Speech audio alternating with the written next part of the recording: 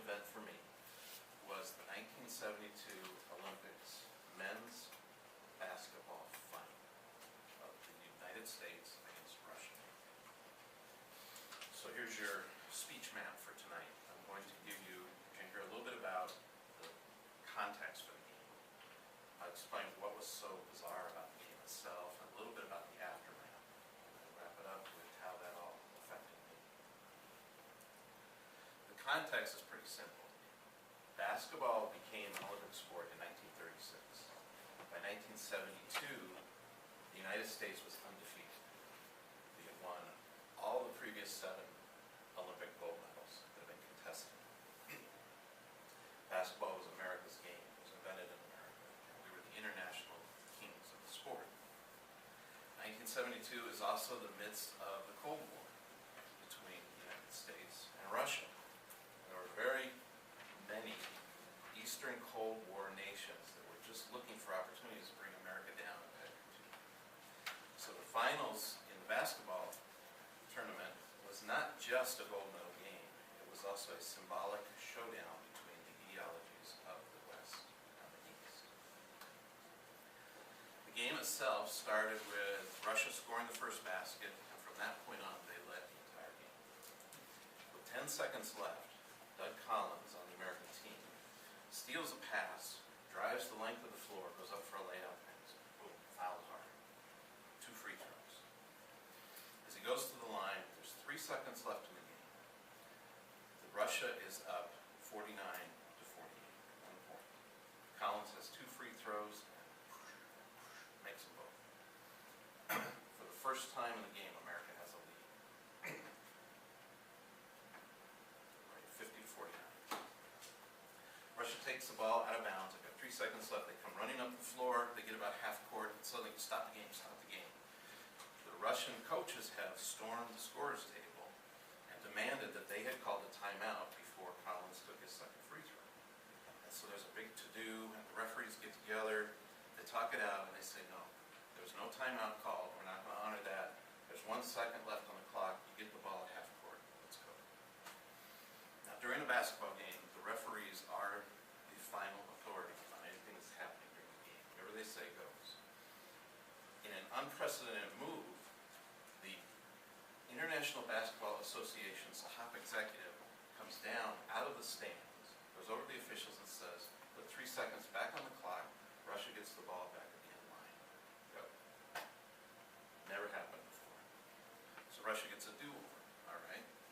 They inbound the ball, throw up a wild shot, it misses. America's won the game 50 to 49, and the players are going crazy. America won their 8th straight gold medal. Or so they thought. Over at the scoring table, the same executive interjects himself again and says, well, the clock wasn't set correctly. Put 3 seconds on the clock, Russia gets the ball again. They get another chance. So again, they set up, this time, 3rd time's a charm for them. They get the ball in, they get it to a player down the court. He scores the basket. Game's over, Russia wins 51 to 50. Now it's their turn to go crazy on the court, jumping up and down, celebrating, while the Americans look on, wondering what the heck just happened. Later, the American team filed an appeal. It was denied. The board that heard the appeal was made up of members from 3 members from Eastern Cold War countries, 2 members from Western countries. The vote on the appeal to deny the Americans was 3 to 2. In the aftermath of the game, the American team decided unanimously not to accept their silver medals. They didn't earn them, they weren't going to accept them. So at the award ceremony, the silver medal platform stood empty, and a young girl was left standing holding a tray of 12 silver medals waiting for the award. And to this day, not one member of the American team has accepted their medals.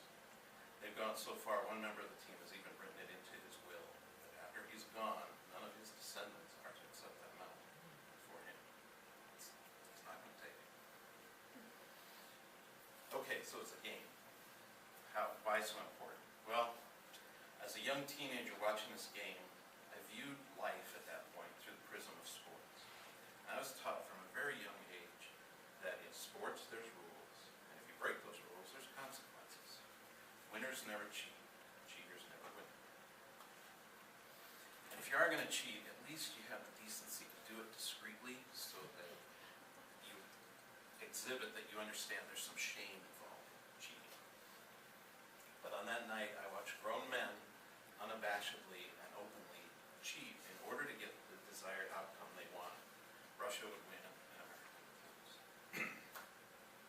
That was the first time my innocent joy of victory was replaced by the cynicism of defeat.